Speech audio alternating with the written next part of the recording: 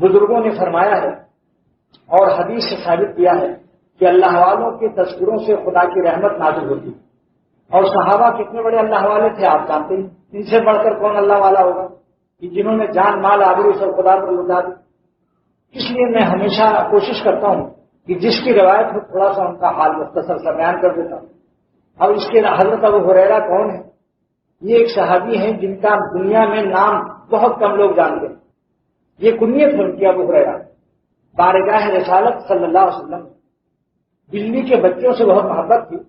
ایک دن آستین میں بلی کا بچہ لیے ہوئے حاضر ہوئے، رسول خدا صلی اللہ تعالی علیہ وسلم نے پوچھا کہ تمہاری آستین میں کیا ہے؟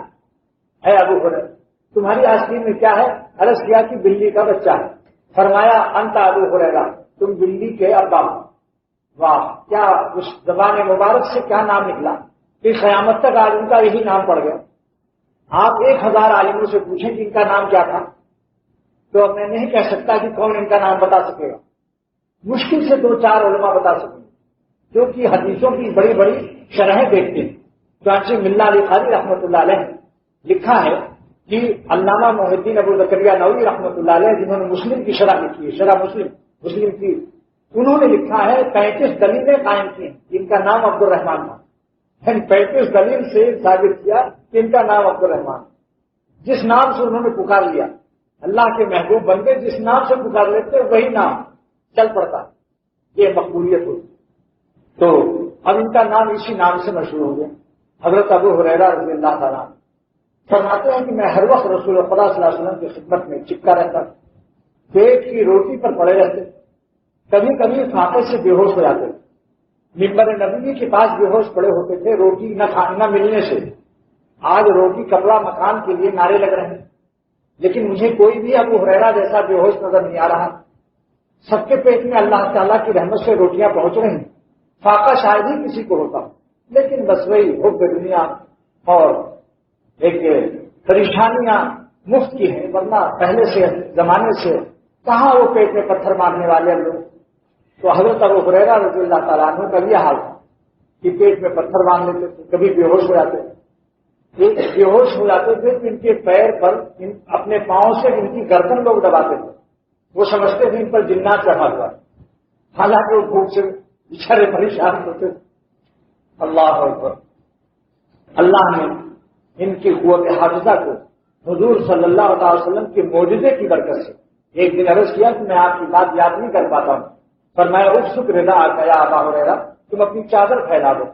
چادر پھیلا دیا، آپ نے 3 دفعہ ایسے کیا، علم نبوت کو 3 مرتبہ ہاتھ سے یوں ڈال دیا اور انہوں نے چادر کو لپیٹ کے سینے سے لگا لیا۔ 5364 حدیثوں کا درس دیا کرتے تھے زبانی، 5364 حدیثیں پڑھایا کرتے تھے۔ ملا علی قاری نے جلد نمبر 1 میں ان کے حالات میں لکھا ہے، محدث عظیم نے مشکات کی شرح میں، اور 800 شاگردوں کو استاد ہیں۔ اور کون شاگرد؟ آج کل کے نہیں، آج کل کے شاگرد۔ مجھے ایک واقعہ یاد آیا، حضرت ہارون رشید رحمۃ اللہ علیہ اکابر بزرگوں میں سے، خالی بادشاہ نہیں تھے، 200 رکعت میں بھی پڑھتے تھے روزانہ، اور کم سے کم 200 علماء ان کے دسترخوان پر کھانا کھاتے تھے، ہر سال کتنوں کو حج کراتے تھے، یہ سال میں ایک دفعہ جلوس نکالتے تھے اپنا شاہانہ شاہی لباس پہن کر اپنے شہر میں گزرتے تھے۔ ایک شخص نے کہا کہ مجھے آپ کی اس ٹھاٹ باٹ پر ایک اعتراض ہے۔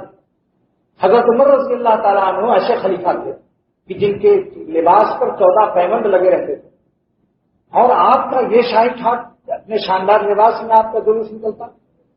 تو حقیقت کیا تھی کہ وہ جلوس جس شاہی لباس جسم پر تھا مگر دل میں اس کا اثر نہیں تھا۔ ہر زمانے کے لحاظ سے بزرگوں کا رنگ مختلف ہوتا ہے۔ مولانا رشید احمد گنگوہی رحمۃ اللہ علیہ قیمتی لباس پہنتے تھے، مولانا قاسم نانوتوی معمولی لباس پہنتے تھے۔ ایک شخص نے کہا میاں بزرگی تو ان کے پاس ہے، مولوی قاسم نانوتوی کے پاس، مولانا رشید احمد کیا بزرگ ہیں، اتنے ٹھاٹ سے رہتے ہیں۔ تو مولانا قاسم نانوتوی نے فرمایا ظالم تو کیا سمجھتا ہے ان کی مقام کو، ان کے لیے ریشم کا ٹکڑا اور گولیے کا ٹاٹ برابر ہے۔ اگر ہم اتنا قیمتی لباس پہن لیں تو ہمارے دل میں نہ جانے کتنی خرابیاں آ جائیں، بڑائیاں آ جائیں۔ یہ مولانا گنگوہی کا مقام ہے کہ اس لباس کے باوجود ان کے دل میں کوئی اثر نہیں، ان کی بندگی اور فنائیت اور ربیت کا پارا صحیح نارمل ڈگری پر رہتا ہے۔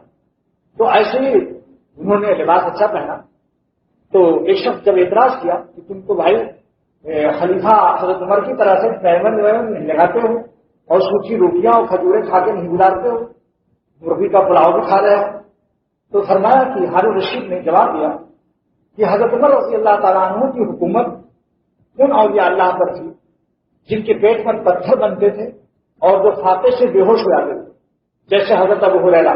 اگر تم ابو ہریرہ بن جاؤ تو میں عمر بن جاؤں، یعنی تو فاتح کر، تو پلاؤ مرغے اڑا، تیرا خلیفہ سوکھی روٹی پانی میں بھیڑ ہو کر کھائے، دیکھو یعنی جیسی روح ویسا ہی تو فرشتہ ہوتا، جیسے تم لوگ ہوگے تو خلیفہ جو ہے وہ ہو گیا، یعنی تم اگر ویسے بن جاؤ ابو ہریرہ اور بلال حبشی جیسے تو خلیفہ بھی ویسے ہی بن جائے، تمہاری اوپر حکومت جائز کرتے میں ناجائز نہیں ہے، شریعت کے اعتبار سے اللہ تعالیٰ نے یہ گنجائش ہے، جس کو جتنی اللہ تعالیٰ حلال کھائے بالکل جائز ہے۔ وہ اگر آپ کا کھولے کی بوتل پیتے ہیں، مرغ کی بریانی کڑھائی والی کھاتے ہیں، تو اس میں کیا بات، حلال کھائیے، حرام سے بچیے۔ اس زمانے میں تو بہت ضروری ہے کہ اللہ دے تو خوب اچھا کھائیے، کیونکہ اب اس زمانے میں پہلے تو کم خوردن، کم کھاؤ، کم سو، کم بولو اور کم لوگوں سے ملو۔ حکیم الامت مجدد الملت نے فرمایا کہ اب کم بولنے کا حکم تو جاری ہے، کافی رہے گا، کم بولنا اور کم لوگوں سے ملنا، بلا ضرورت نہ ملے، مگر خوب کھاؤ خوب سو۔ اب تقلیل کلام، اور تقلیل کلام تو ہے مگر تقلیل طعام نہیں، اس لیے کہ کم سونے سے اور کم کھانے سے انسان کمزور ہو جاتا ہے۔ اب یہ زمانہ اس صدی میں ہمارے بوا کمزور ہیں۔ تو خیر، حضرت ابو ہریرہ رضی اللہ تعالیٰ عنہ 800 شاگردوں کے استاد ہیں۔ میں ذرا ان کے 2-4 شاگردوں کا نام لینا چاہتا ہوں جس کو محدث عظیم ملا علی قاری نے لکھا ہے۔ نمبر 1 استاد ان کے عبداللہ ابن عمر رضی اللہ تعالیٰ عنہ، خلیفہ کے بیٹے، جی حضرت عبداللہ ابن عمر رضی اللہ تعالیٰ عنہ، حضرت عمر کے صاحبزادے ان کے شاگرد، اللہ اکبر۔ اور کون ہے؟ عبداللہ ابن عباس، حضور صلی اللہ علیہ وسلم کے چچا کے بیٹے، ان سے حدیث پڑھ رہے ہیں۔ اور حضرت جابر رضی اللہ تعالیٰ عنہ جنہوں نے 18 جہاد لڑے، 94 سال کی عمر پائی، مدینہ شریف میں خبر ہے، آخری صحابی ہیں جن کے انتقال کے بعد مدینہ صحابہ سے خالی ہو گیا، آخر من مات بالمدینہ، یہ وہ صحابی ہیں حضرت جابر رضی اللہ تعالیٰ عنہ، مدینے کے آخری صحابی۔ ملا علی قاری محدث عظیم نے لکھا ہے ایسے ایسے لوگ شاگرد حضرت انس رضی اللہ تعالیٰ عنہ جو بصرے کے آخری صحابی، ان کے انتقال کے بعد بصرہ صحابہ سے خالی ہو گیا، شام خالی ہوا حضرت ابو امامہ کے انتقال کے بعد، حضرت ابو امامہ کے بعد شام صحابہ سے خالی ہو گیا، بصرہ خالی ہوا حضرت انس رضی اللہ عنہ کے انتقال کے بعد۔